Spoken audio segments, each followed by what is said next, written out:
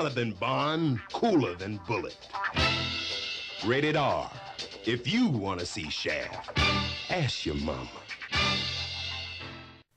Hello and welcome to Brand X Reviews. This one I'm going to be doing a retrospective looking at the Shaft films with Richard Roundtree and a few other little things that I've collected over the years. So the first film came out in 1971 and it's part of a genre called blaxploitation. If ever you mention that genre, this is usually one of the main films that people kind of think about. There's a lot of other ones as well, some kind of silly, some not so silly. This was one that I think really inspired a lot of the others that came after that as well, but it's really good. It's not a genre that I'm like into or anything like that, but this film really, Richard Roundtree was just awesome as this character, he really was. Listen, Snow White. Me and you gonna tangle sooner or later. Why don't you stop playing with yourself, Willie? You ain't gonna do shit. It's you get characters as well in other films like James Bond, and they usually recast them, and they can never do that with Shaft. And I know a lot of you will be saying, well, they did it in 2000 with Samuel L. Jackson. They technically didn't, and I'm going to explain that as well when I get to that film. I'm going to do it in chronological order of the films that came out. So, like I said, the original film came out in 1971, and good decade before I was born. But nevertheless, this was something that I'd never heard of. It was the late 90s, and I'll admit I was very much behind the times with music and just formats and stuff. I think it was the late 90s when I bought my first CD player. But I was in a family that was fairly not very rich, in English, put it that way. So we didn't do a lot of extravagant spending anyway. So I didn't get to buy a lot of music. I had to kind of raid my parents' LP collection, really. Nowadays, you can just go online and download stuff. Back then you could, but it wasn't really all that great. And I think later on things like Napster and that came out. But point is, anyway, I used to raid my parents' LP collection, and I found this record, Theme from Shaft. And kind of weird thinking that my mother would really be into this. But it was something I found anyway, and I listened to it, and I was like, whoa, there's like a film that goes with this? I've got to see that. So I did find a copy of it on tape, very cheap. And I remember picking that up on blind faith. I'd never seen the film, I'd never seen any bits of the film. And so I did, and really kind of blown away by it. And this was before the Samuel L. Jackson film came out. It was about, I don't know, 18 months before that film came out, so it wasn't interesting in that kind of made me want to watch it. But I'm going to get into the music stuff later on anyway. I'll just kind of go through the films first anyway. So the original film, as I say, came out in 1971. The score was done by a guy called Isaac Hayes. Some of you may know him as Chef, the voice of Chef anyway, in South Park. He was in a few other things as well. He was in Escape from New York, which I did a recent retrospective of. He played the Duke in that. Now, I did read somewhere that he was originally wanting to play the Shaft character. I don't know how true that is, so maybe if anyone knows about that, post in the comments, but that's what I'd heard anyway. But they went with Richard Roundtree anyway. And as I say, such an awesome, charismatic guy for this role as well. I've seen him in other stuff. He's good in other stuff too. Films like Seven, that's another one that he has a bit part in, but you know, and he's aged very very well as well. Since, I mean, this film was like nearly half a century ago. Well, 40 years ago anyway.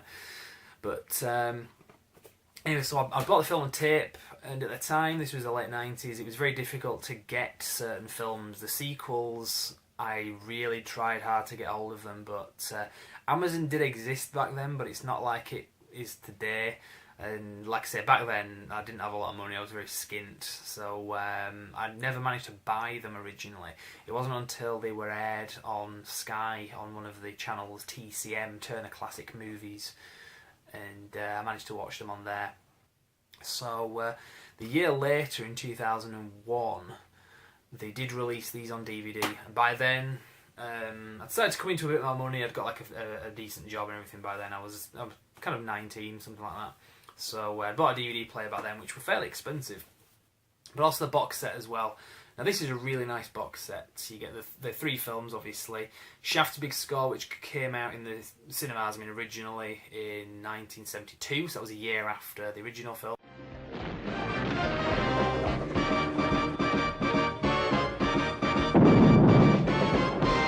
If you want to see Shaft score, You gotta ask your mama again. Shaft's big score from MGM. The later 1973 Shaft in Africa. And 3 really good movies. A lot of people criticise the sequels particularly, but I love them. I think they're all really good.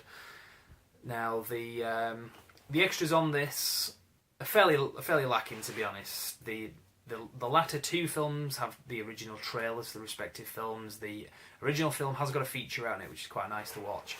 The actual cases for these, it's these old Warner Brothers ones where it's like on a cardboard thing. You've got this that snaps open, and you've got the disc inside.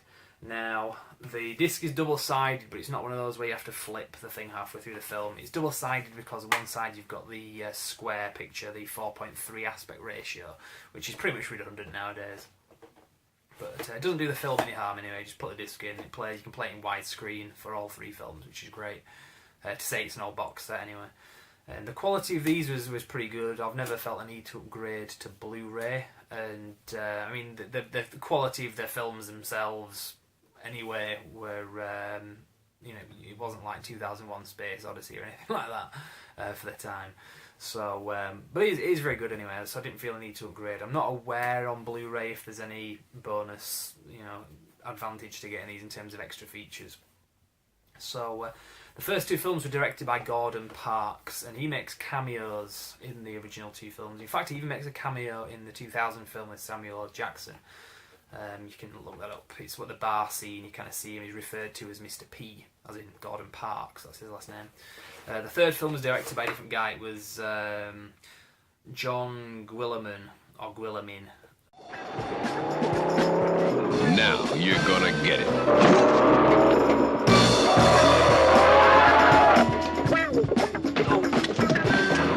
The biggest shaft of all. In the hottest place of all. Shaft in Africa.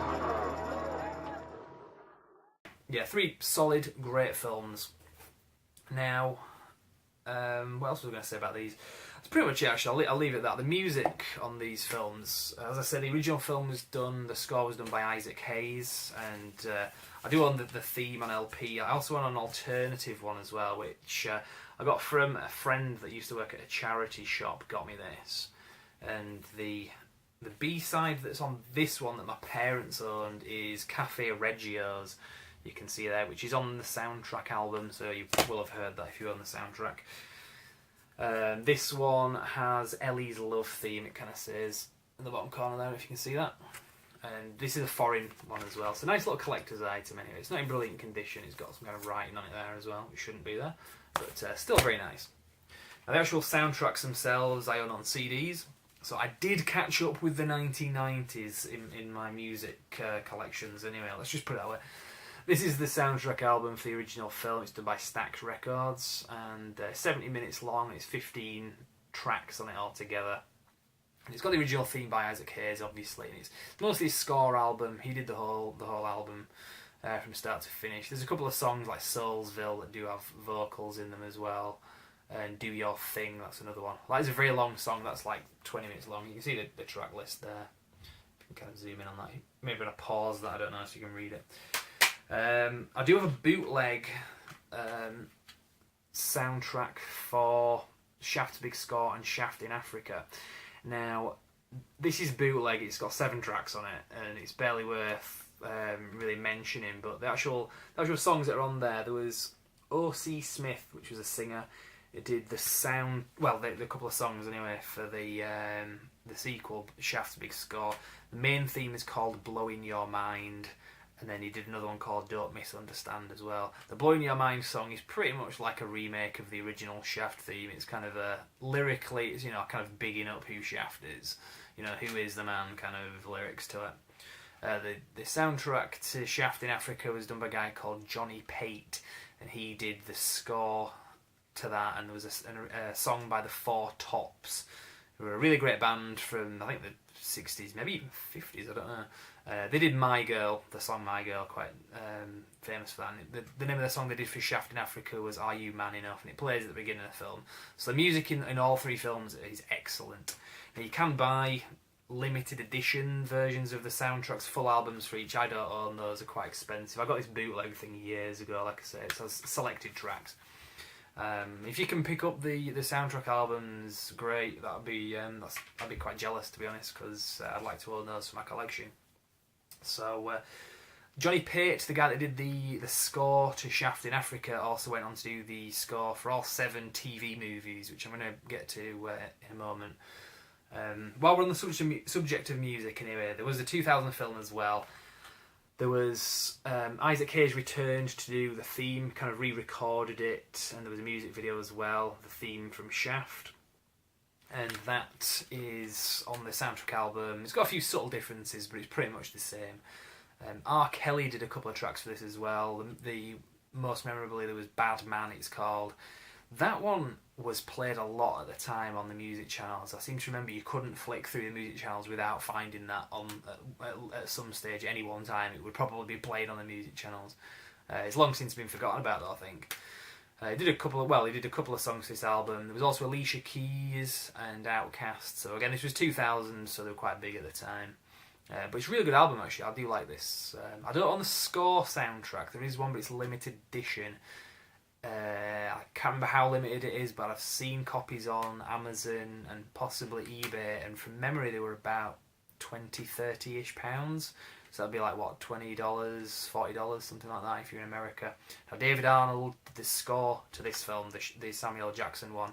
I think most famously David Arnold did some of the James Bond scores, starting with Tomorrow Never Dies, The World Is Not Enough, Die Another Day, Casino Royale, and Quantum of Solace. He did all those scores, so he did quite a few James Bond films. So I think they figured Shaft is kind of like a Jack. It's kind of like a black James Bond. Quite a new phrase there, Jack, black James Bond. But I think that's kind of where they were going, having him do the score. So again, I don't own that. That's something I'd quite like to have, but.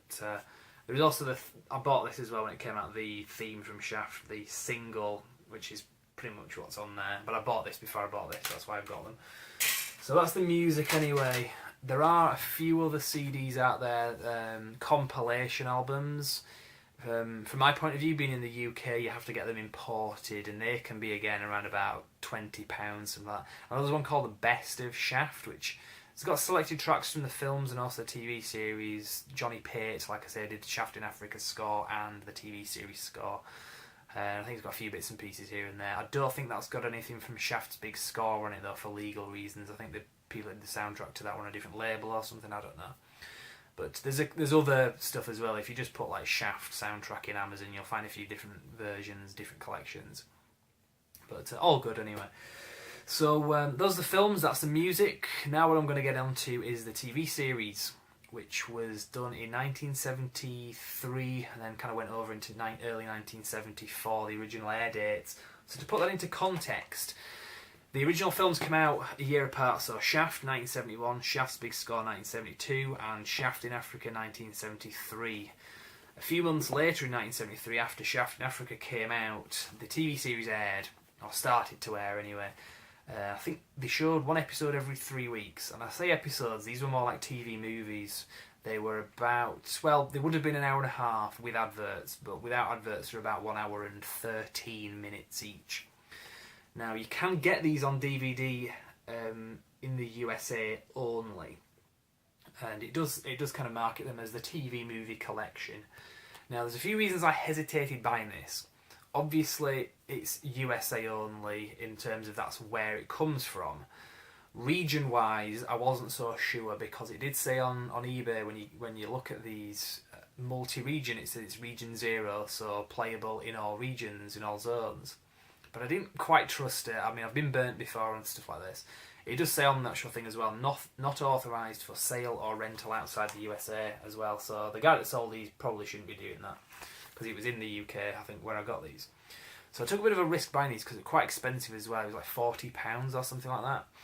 And £40 when you don't even know if it's going to work is a bit of a risk. Also, I'd heard the other reason I'd delayed buying these for a lot of years was because I'd heard that it was really bad. It's a really bad TV series. It's a travesty to the character and all that. Because it's a TV series, you had to water him down.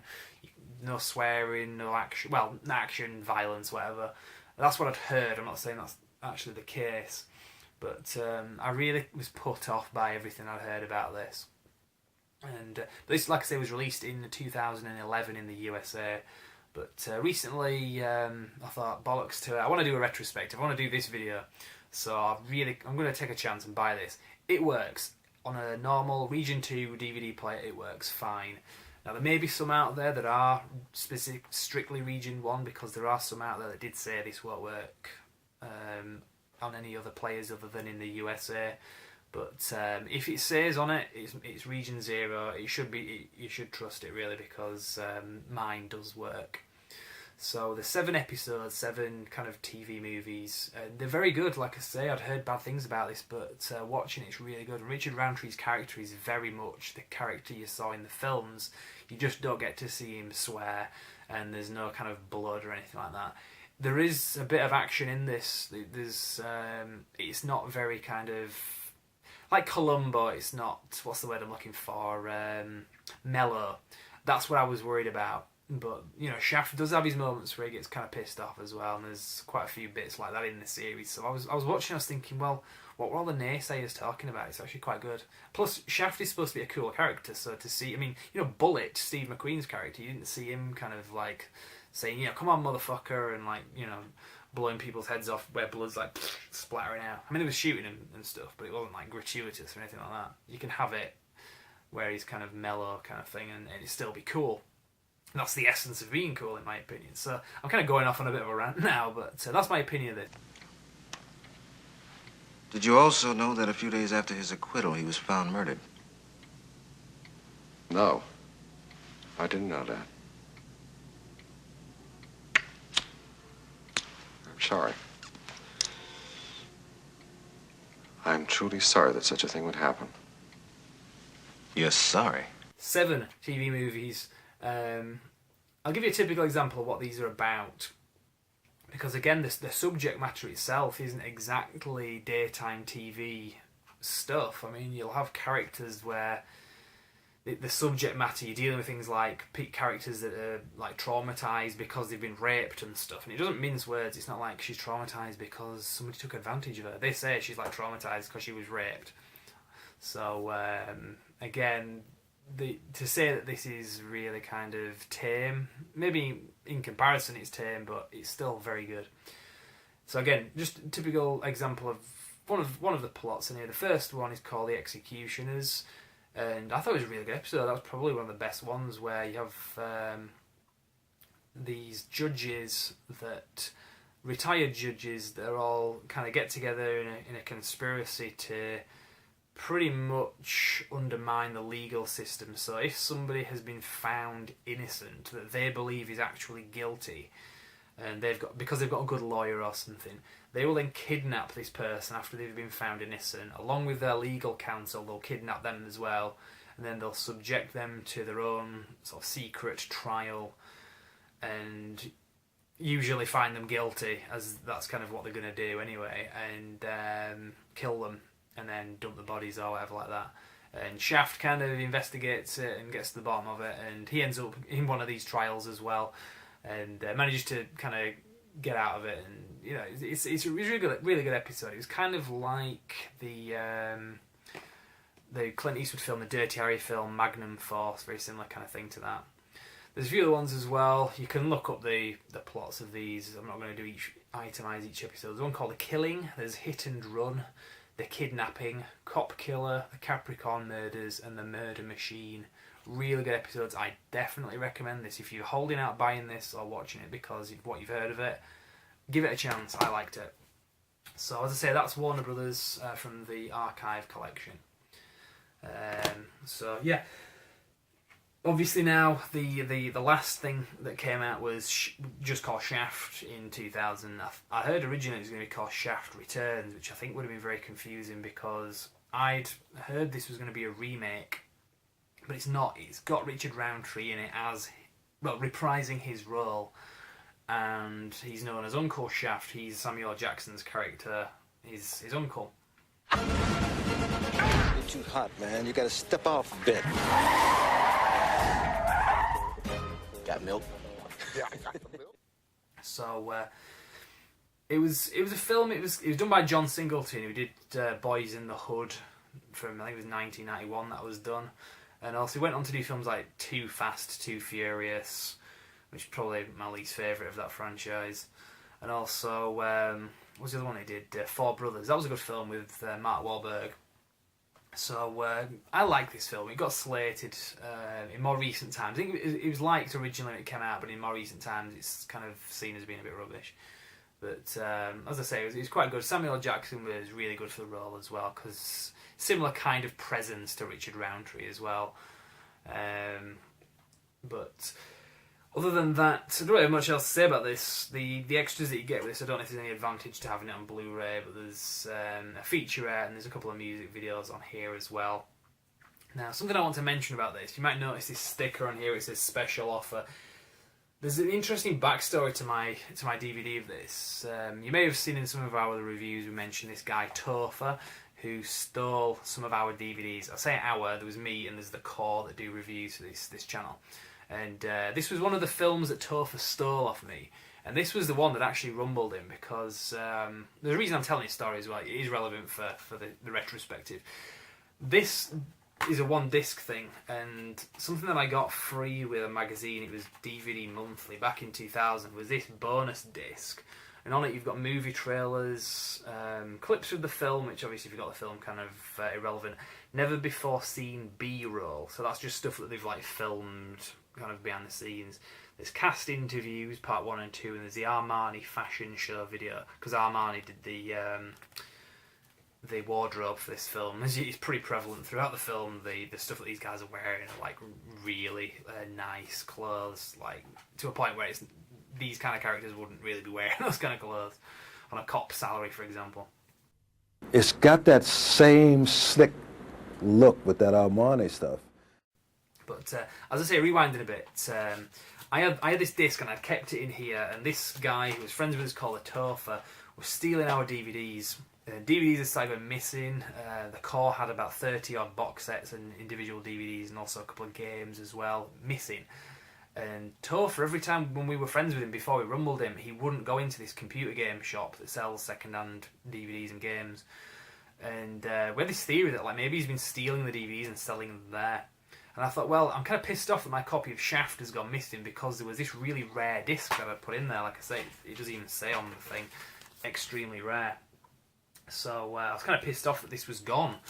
So I went in the shop and looked at the ones on the shelves. Guess what I saw inside? The disc that I put there for sale in someone else's shop. So I went up to the guys behind the counter and I said, look, this is mine. I'm pretty sure I know who stole it. And they described the guy who took this in and sold it. It was Topher. So there you go. Topher, if you're watching this, it was this that rumbled you. He's not going to be watching this.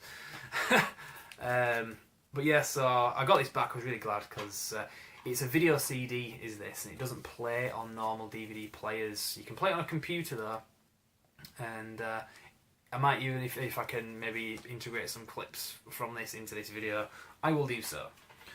But so that's that anyway. So interesting thing about this film, kind of rewinding to just talk about the film itself. Oh, by the way, that's why that sticker is on there. That's what the shop put in there after Topher stole it. But yeah, interesting thing about this film. In this, he's a cop.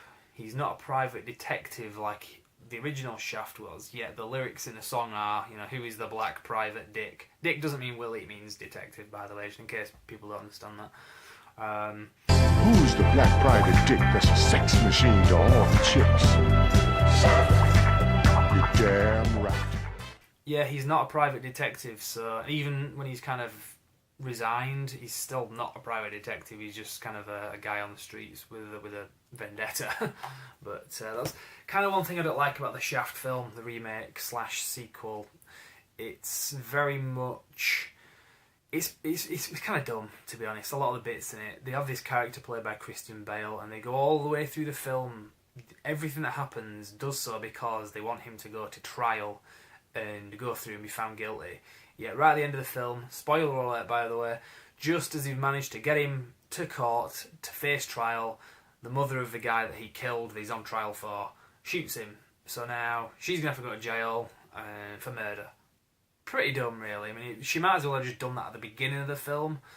Yeah, and there's a lot of other stuff as well. The Shaft character, you know, he's a cop, and a lot of stuff that he does is very unconstitutional. Now, I know it's kind of a silly movie, but yeah, just cops that shouldn't act that way, and if they do, they should go to jail, pretty much. But you gotta, you know, if you just kind of leave that aside when you're watching this film, because it's mostly enjoyable. You could call it propaganda, bigging up, you know, police that do that kind of thing, but I don't know. Maybe it is, maybe it isn't. So that's pretty much that. The only other thing that I can end it on is talking about collectible stuff. This figure came out back in 2000 from McFarlane Toys. This was part of the Movie Maniacs line. Now they did film franchises, toys such as The Crow and The Thing and a few other films, pretty much horror films. It was the Movie Maniacs line. So it's kind of weird that they did a Shaft one because it didn't really fit with some of the ones that they did. But it's a very nice thing anyway.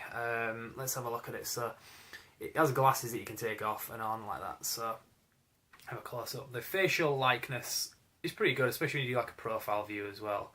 He also has what looks like a Sig Sauer P228 gun as well, which doesn't fit in any of his hands. It literally just goes into the holster, as you can kind of see there. So we'll put that in there. The glasses, you can either have them on or off. I think the facial recognition, the facial likeness is very good.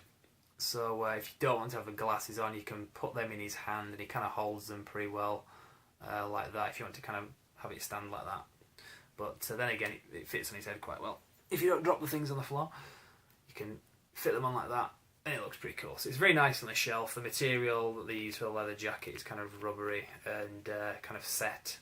So that's quite good. It does look very nice when you stand it up. So there we go. Hey, I should have done that all the way through the review. That would have made it look a bit more interesting.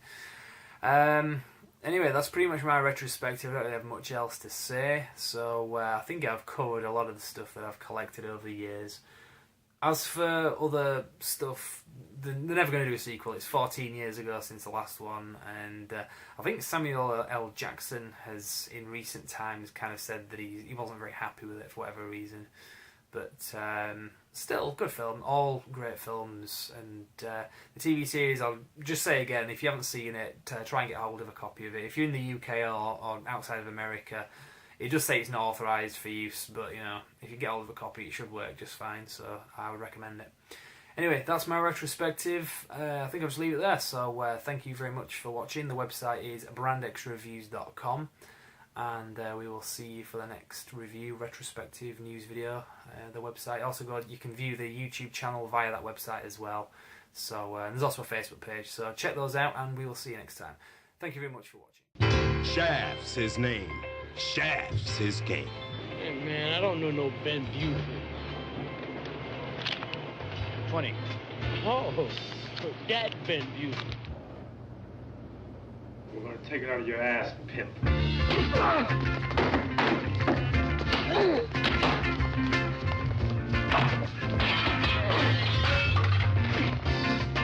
I'm looking for a nigger named John Shaft. Just found him. Wow. The old saying, timing is everything. It was a time when that character came out that was so totally unique in the cinema. He was his own man. He had played by his own rules, made up his own rules, and listened only to himself. And that hadn't been seen before. There were a few films prior to it, but nothing like the Shaft role. And to this day, I mean, walking down the street, wherever I go, and in New York City, I get so much love on the street, it's just incredible. People screaming out, Shaft, you know? It's a good thing. Gordon said, now, here's the kind of attitude I want you to have. Okay? When you walk in, it's your world. You own it, And I can do that? Yeah. You walk in and you own it. I heard it on the radio. And then people started talking about this music. And there's a film to it as well. So the music came out first. And people started hearing that. And it just caught people's imagination. And they said, there's a film connected to it. Got to see the film. And it was a perfect marriage. I had no concept of what starring in a film was all about. And then to have it explode like that and blow up like that, it caught me totally off guard. I think we can safely say that it changed my life.